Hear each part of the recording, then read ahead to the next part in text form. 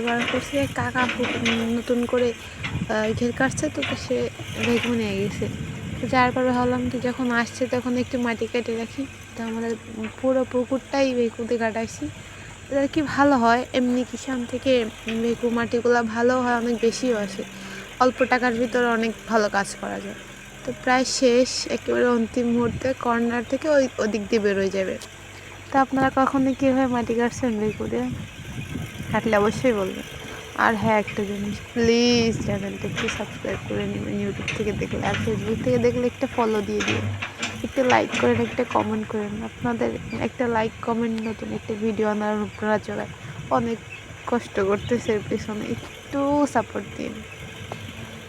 আর বলেন আপনাদেরও যে প্যাক দিয়ে চলে আসবো। তো হ্যাঁ, কেমন লাগতেছে আপনাদের অবশ্যই বলবেন, ভালো লাগলে বলবেন। আর যদি কোনো নতুন টপিক নিয়ে ভিডিও চান তা অবশ্যই বলবেন, আমি চেষ্টা করব।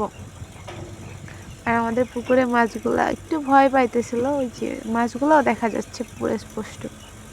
তো মাটি কাটা প্রায় শেষের দিকে, আর একটু বাকি আছে মনে হয়। সব টোটাল 8 ঘন্টা লাগছিল আমাদের, 8 ঘন্টায় তারপরে শেষ। তো দেখেন এই যে পুরো পুকুরটা, যেহেতু ফার্ম ছিল এই সাইডে কাটা হয়নি,